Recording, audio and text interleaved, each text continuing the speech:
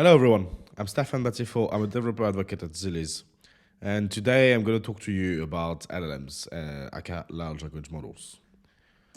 So we're going to dive into large language models, or otherwise called LLMs, and we're going to see how powerful those tools can be and how they're transforming how we interact with technology. They really are capable of understanding and generating text that looks like it was written by humans. They're not just pre-programmed responses, but they actually learn and adapt to perform a wide range of language tasks. Also, with a bit of extra training, they can even master a specialized task, which can make them incredibly versatile, but we'll talk about that later during the video.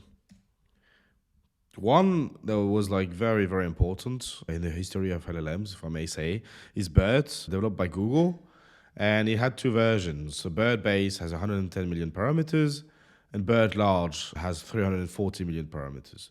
It makes it a powerhouse for understanding the context of words in search queries.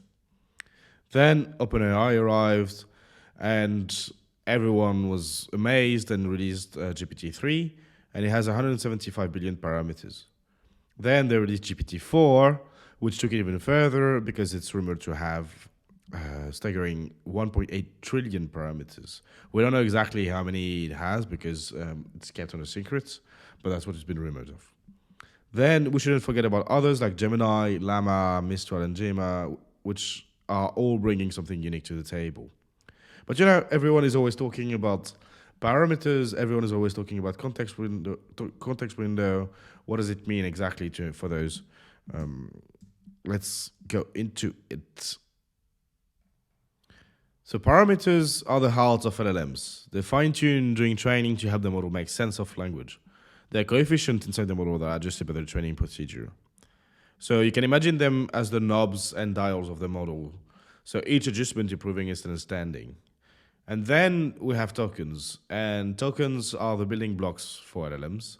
A token can be a word, can be a part of a word, or can even just be a character. And that really represents text in a form LLM can work with.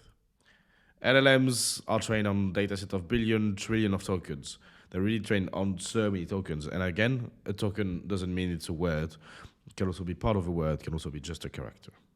But there's also something else that is different for LLMs, is that you have the classic open source versus closed source, and there's really a divide between the two. So in open source models like Mistral, Gemma, LLama 2, anyone can use and modify them, and then closed source models like ChatGPT and Gemini, where the underlying code is kept under wraps. GPT-3 marked a turning point, being not fully open source, which was a departure from the traditional of freely available models that we had back then. Then there's also the importance of context length. So context length is crucial. It's how much information an LLM can consider at one time. So imagine trying to understand a story, but only being able to read a few sentences at a time. Models like LLama can handle up to 4,096 tokens at once, while newer models like Claude 3 can process up to 200,000 tokens, allowing them for a deeper understanding of complex tasks. And Gemini is even pushing that even further, because Gemini 1.5 is pushing it to 1 million tokens. But there's also always a trade-off, just because you have a bigger context doesn't mean it's going to be better for you. So the pros of having shorter contexts is you are going to have a faster response time because you have less input to process. It also means that it's less resource intensive, as smaller context windows don't require as much computational power or memory. Then it can also make them easier to deploy and manage. Although, LLMs are stateless, so they don't retain any of the context input by a user.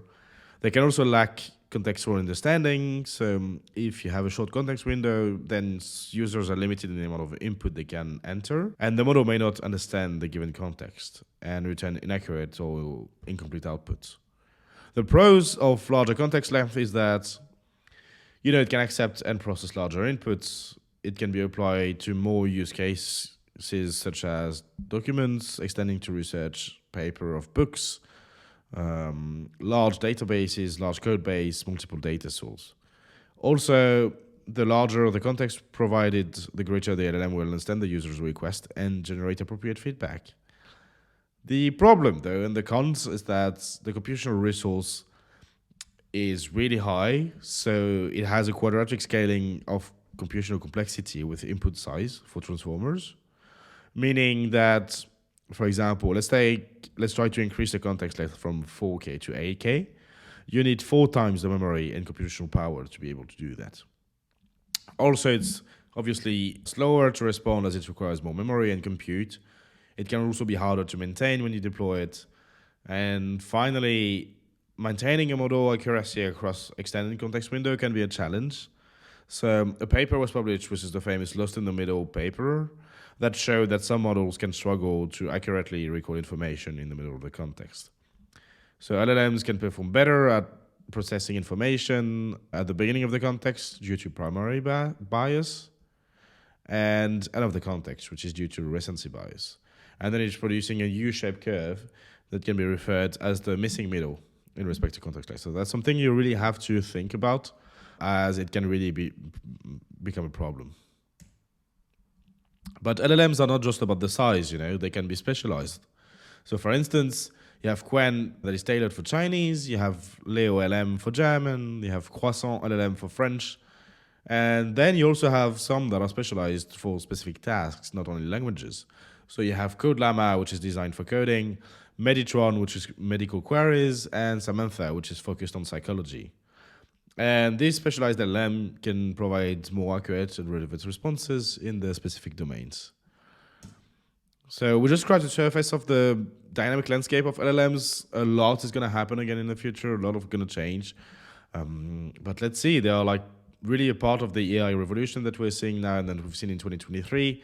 And as they continue to evolve, who knows what incredible capabilities we'll see next. Thank you.